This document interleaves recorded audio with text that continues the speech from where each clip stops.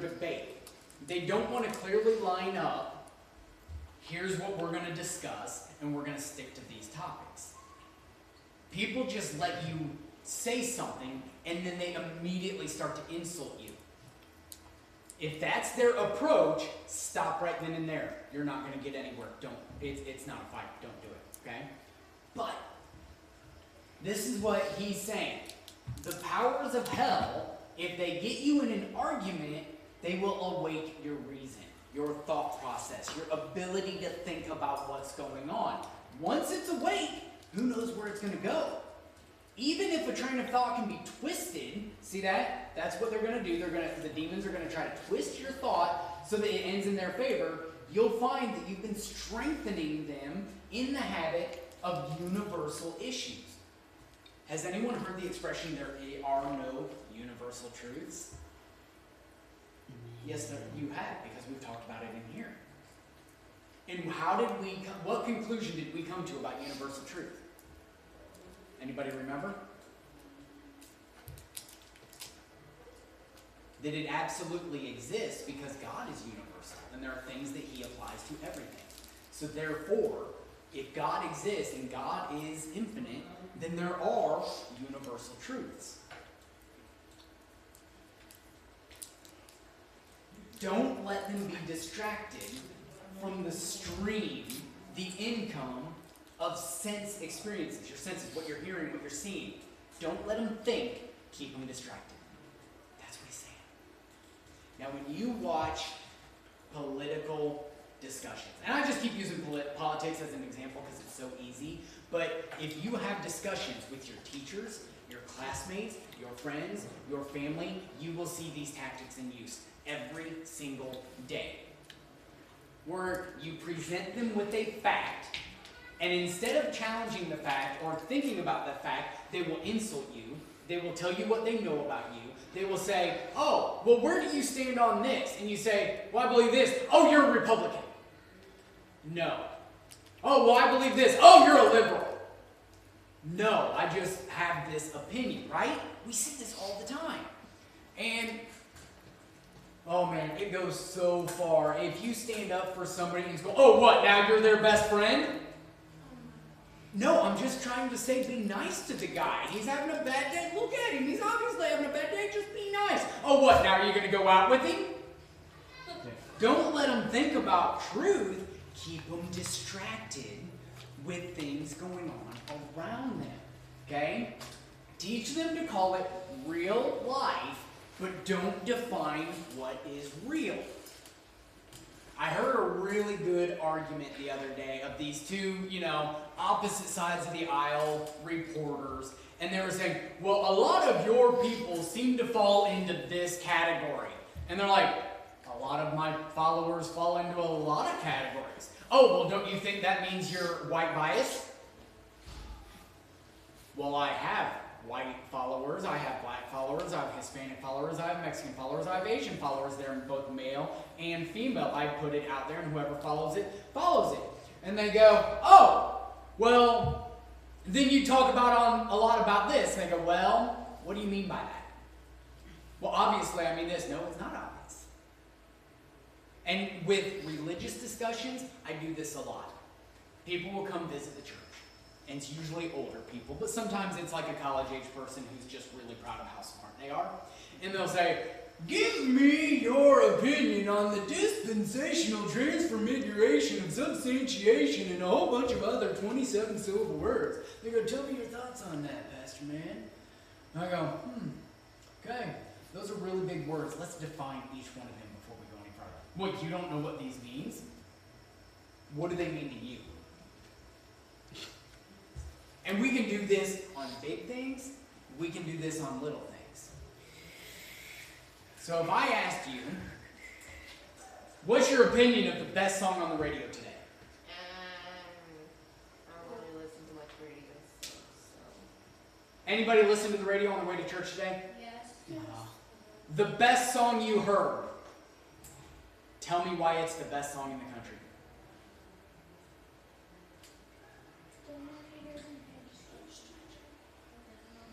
Yes, Ian? My dad, every time we go in the car, he's only Okay? Um, But see, right there, yeah. you immediately started defining what we were talking about. Because I just said the best song on the radio, didn't I? And you said 99.1. Now I know it's contemporary Christian music that you're going to be coming in. Oh, what, you're one of them Christian guys? I don't care about your Christian music, Sian. It's not the best. We haven't even been able to agree upon what makes best. Some people would say, my dad, if you turn on country, says that's not music. Okay? A lot of people share that view. But does it have harmonies and chords and chord progressions, and does it follow a pattern? Then technically, by definition, it is music. See that? So, and you can do this with anything. Politics, religion, movies, media, food, anything. Be like, and some of you have probably thought this, you've eaten food somewhere and be like, you call this food? Yeah. Okay? But, so to say, let's go out to eat at a good restaurant, some person might say Chick-fil-A, some people might say Kataro's. I've never been there. I don't know. Kataro's is awesome if you ever get a chance to go there, Asian food where they cook right in front of you. Huh?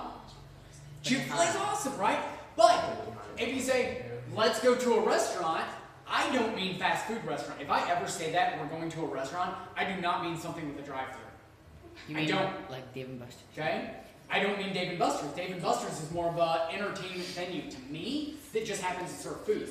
I don't think Casey's is a gas station that serves pizza. I think it's a pizza joint that you can actually get gas at. Okay? So you've got to define where you're coming from when you have a logical discussion, right? And that's what they're saying, don't do that. Don't let them define what real is. Okay? And here's why. Remember, he's not like you, a pure spirit. Never having been human, oh, that abominable advantage of the enemies. Look at that. I love that. You don't realize, since you've never been human, you don't realize how enslaved they are to the pressure of the ordinary.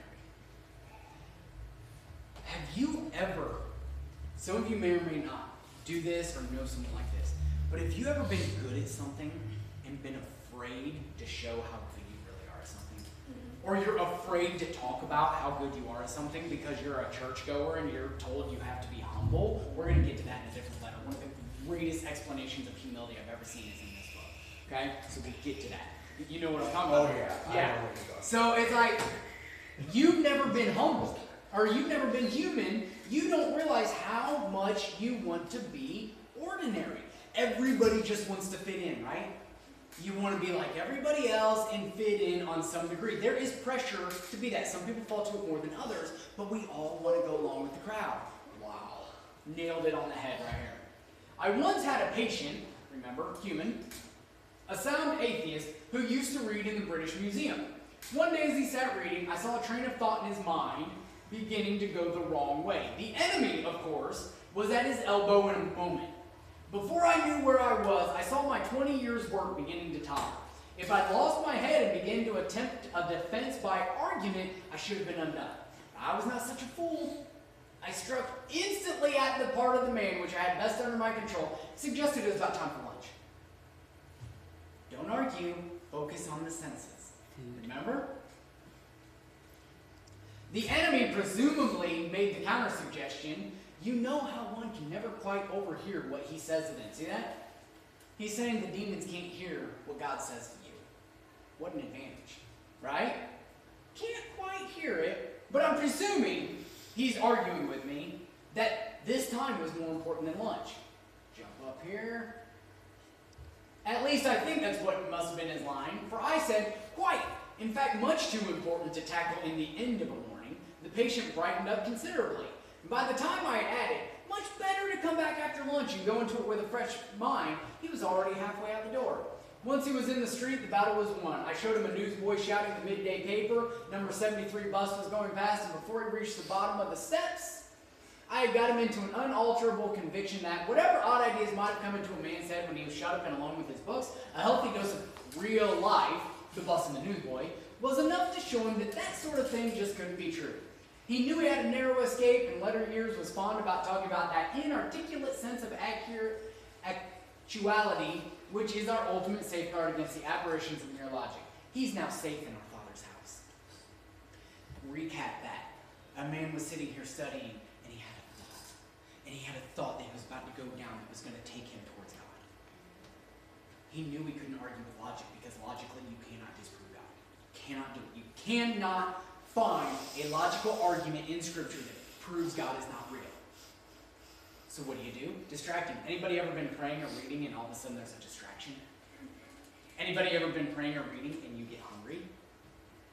Yeah, see this? And you go, well, no, but this is a really good thought. I'll eat in a minute. And then all of a sudden you have that thought that, well, if I had a full stomach, I wouldn't be distracted by my hunger.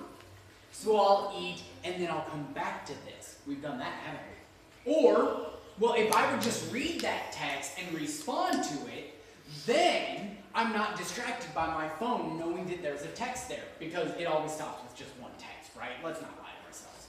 But if he can distract you, he doesn't have to argue. You'll defeat yourself. By the time the man got outside, he saw a newsboy and a bus, and he just thought, oh man, I almost went into a really weird thought process. Has anyone ever done that? Let's be honest. That was the distraction. The real life. He didn't have to define what is real. He didn't have to hit him with truth. He didn't have to argue with him. He didn't have to lie to him. He just had to get him distracted and let things going on around him alter his thought process. And we've all done that, haven't we? We've had that little thought about God, or about Jesus, or about a scripture, or about a verse, or someone that we should pray for, or something that we should do that would honor God, the enemy. And then all of a sudden we think, oh, I'm hungry. Oh, I gotta pee. Oh, I gotta poop. Oh, I need a drink. Oh, I gotta do this. I haven't brushed my teeth today. I'm just gonna do one quick thing, then I'll get back to it, right? Those real world issues, those literal material things around us right now. And we go, bah, I'll come back to it when I'm not distracted. Do you ever come back? Anybody ever had that thought, I'll do this real quick, and then I'll come back, and they actually came back right away? Anybody? Depends on what you're talking about. Does anything? Anything scriptural, biblical? Yeah, we can come back to a video game. We can pause a movie, take a leak, and come right back.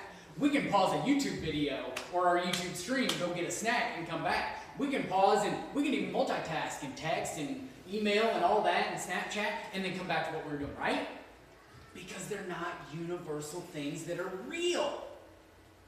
They're things that are distractions. And according to this book, by this letter, from the point of view of a demon of hell, that's all they got to do is distract you, and you fall that easily away from God. And when you read it in a book, you're like, oh, so silly. This patient is so weak. No, this patient is any one of us. Okay? You begin to see the point. Oh, Nelly.